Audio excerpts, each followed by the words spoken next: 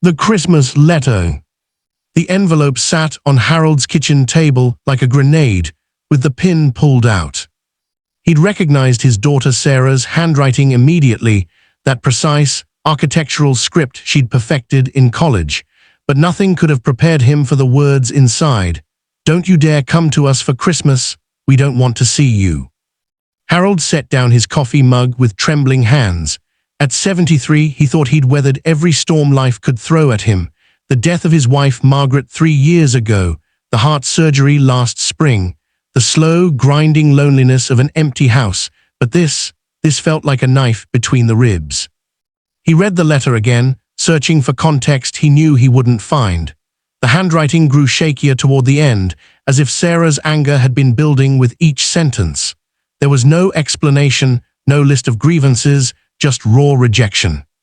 The worst part, his son Daniel's silence spoke volumes. Daniel always called on Sundays. He hadn't called in 3 weeks. Harold stood and walked to the living room window, the letter still clutched in his fist. Outside, his neighbor Mrs. Chen was putting up Christmas lights, her grandchildren running circles around her legs, shrieking with laughter. He used to do that with Sarah and Daniel. He used to be the kind of grandfather who got down on the floor for tea parties, who built elaborate blanket forts, who never missed a school play or soccer game. Where had it gone wrong? He thought back through recent months, searching for the moment of fracture. There was that argument at Daniel's birthday dinner in August, something about politics, though Harold couldn't remember the details. Sarah had gone quiet afterward, that ominous silence he recognized from her teenage years. And last Christmas, when Margaret was still freshly gone, he'd been short-tempered, snapping at the grandkids for being too loud. He'd apologized immediately, but Sarah's jaw had tightened in that way that meant she was filing something away. But this complete banishment. Harold's phone buzzed. For a wild moment, he thought it might be one of them, calling to explain, to soften the blow. Instead, it was his old friend Frank, asking about their usual Tuesday morning coffee. He typed back a quick yes, then sat down heavily in his armchair, Margaret's chair really, but he'd claimed it after she died, because it still smelled faintly of her lavender hand cream. The house felt enormous around him. 5 bedrooms for 2 people who'd raised their children and thought they'd grow old filling it with grandchildren's voices. Now it was a museum of a life that used to be. He looked at the letter again. There had to be more to this. Sarah wasn't cruel, not really. She could be rigid, yes, and she held grudges like precious stones, but complete severance, that wasn't her style. She needed to explain, to justify, to make her case with evidence and logic. Unless she was protecting Daniel from something, or protecting the kids from him. That thought sent ice through Harold's veins. What had he done that made them think the children needed protecting? He stood abruptly and walked to his study, pulled out his old address book, the physical one Margaret had insisted they keep, and found the number for his other daughter. No, wait, he only had the 2 children. The grief was making him confused. He dialed Daniel's number instead. It rang 6 times before going to voicemail. "You've reached Daniel Martinez. Leave a message." "Daniel, it's your father. I got a very disturbing letter from your sister. I need to talk to you. Please call me back." He tried to keep his voice steady, but it cracked on the word sister. The afternoon stretched ahead of him like a desert. Harold made himself a sandwich he didn't eat, watched 15 minutes of a television show he couldn't follow, and finally grabbed his coat. The cemetery was only 10 minutes away. He'd been going every Wednesday since Margaret died, rain or shine, talking to her about the small absurdities of life alone. But this couldn't wait until Wednesday. Her grave was neat, the flowers from his last visit still fresh enough. He'd brought chrysanthemums, her favorites.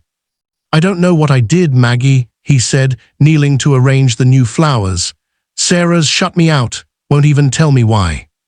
The wind picked up, scattering dead leaves across the cemetery grounds. An old man talking to a gravestone, he knew how it looked.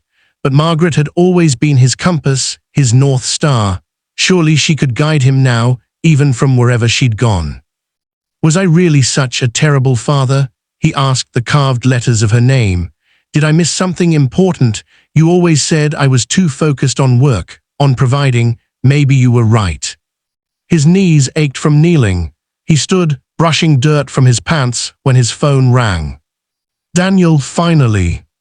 Dad, his son's voice was heavy with something Harold couldn't identify.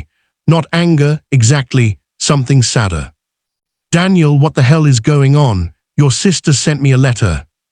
I know, Dad, we need to talk, but not on the phone. Can I come by tomorrow morning? Why not now? Why wait? A long pause, because I need to figure out how to say this, and because Emma thinks I should bring proof. Proof of what? Tomorrow, Dad, 10 o'clock, I'll bring coffee. The line went dead. Harold stood among the grave, holding his phone like it might offer answers. Proof. What kind of proof required a face-to-face meeting? What had he supposedly done that needed evidence? That night he barely slept. Every conversation of the past year played through his mind like a film reel, searching for the scene where everything fell apart.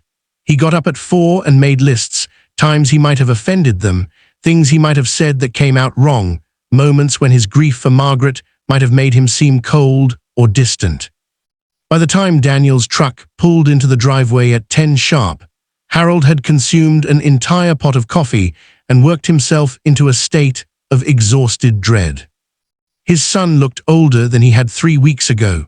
There were lines around Daniel's eyes that hadn't been there before, and he carried a manila folder along with the promised coffee. Let's sit at the kitchen table, Daniel said, not quite meeting Harold's eyes. The folder landed between them like an accusation. Harold's hands shook as he reached for it. Before you open that, Daniel said quietly, I need you to know that we wanted to be wrong. Sarah and I, we spent weeks hoping we'd made a mistake. Harold opened the folder. Inside were bank statements, investment records, and printouts of financial transactions he didn't recognize. His name was on all of them. Dad, Daniel said gently, when's the last time you remember balancing your checkbook?